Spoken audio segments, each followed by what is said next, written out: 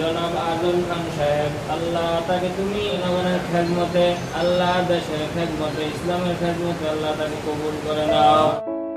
চাঁদপুর ৩ আসনে ধানের শীষ প্রতীকে মনোনয়ন প্রত্যাশী বিএনপির কেন্দ্রীয় নির্বাহী কমিটির সদস্য ও চাঁদপুর জেলা বিএনপির উপদেষ্টা আজম খান দলের ঘোষিত ৩১ দফা বাস্তবায়নের লিফলেট বিতরণ ও পথসভা করেছেন। ১৯ আগস্ট মঙ্গলবার বিকেলে তিনি চাঁদপুর সদর উপজেলার শাহ মাহমুদপুর ইউনিয়নের ধানের শীষ প্রতীকের জাগরণ সৃষ্টিতে এই কর্মসূচি পালন করেন।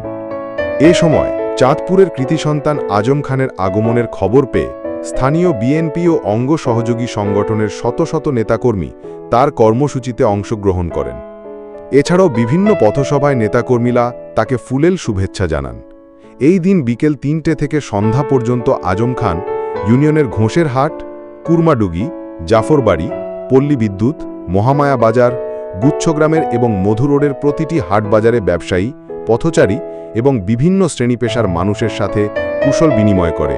এ সময় তিনি সকল শ্রেণীর মানুষের কাছে বেগম খালেদা জিয়া ও তারেক রহমানের সালাম পৌঁছে দেন এবং বিএনপির ৩১ দফা কর্মসূচির লিফলেট তুলে দেন। আজম খান বলেন, গণতন্ত্র রক্ষার আন্দোলনে বিএনপির চেয়ারপারসন বেগম খালেদা জিয়া ১৭ বছর ধরে লড়াই সংগ্রাম করে আসছেন। তিনি এবং তার সুযোগ্য সন্তান তারেক রহমান অসংখ্য বার কারাযাপন সহ নির্যাতন নিপীড়ন সহ্য করেছেন। জুলাই গণ অভ্যুত্থানে আমরা ফ্যাসিস্ট স্বৈরাচার শেখ হাসিনা সরকারকে পতন করতে পেরেছি, কিন্তু বাংলাদেশ এখনও গণতন্ত্র ফিরে আসেন।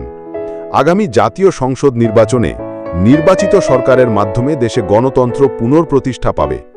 তিনি আরও বলেন, আগামী নির্বাচনে ধানের শীষকে বিজয়ী করে বিএনপিকে ক্ষমতায় আনতে হবে। বিএনপি ক্ষমতায় এলে তারেক রহমানের নেতৃত্বে বাংলাদেশ সত্যিকার অর্থে একটি আধুনিক এবং স্বনির্ভর রাষ্ট্র হিসেবে প্রতিষ্ঠা পাবে। আমরা এমন শাসক চাই, যে শাসক এলে আমাদের সন্তানরা সুশিক্ষিত হবে, নিরাপদে স্কুলে যেতে পারবে এবং একটি চাঁদাবাজ মুক্ত দেশ গড়ে উঠবে। আমরা যারা বিএনপি করি তাদের সকলের নেতা বেগম খালেদা জিয়া এবং জনাব তারেক রহমান। আমরা সবাই তাদের এবং ধানের শীষের কর্মী। বিএনপি একটি বড় রাজনৈতিক দল। এখানে নেতৃত্বের প্রতিযোগিতা থাকবে। দল থেকে অনেকেই মনোনয়ন চাইবে, সেটি তার অধিকার। তবে দল থেকে যাকেই মনোনয়ন দেবে আমরা সবাই তার জন্য, ধানের শীষের জন্য এবং বিএনপির জন্য কাজ করব।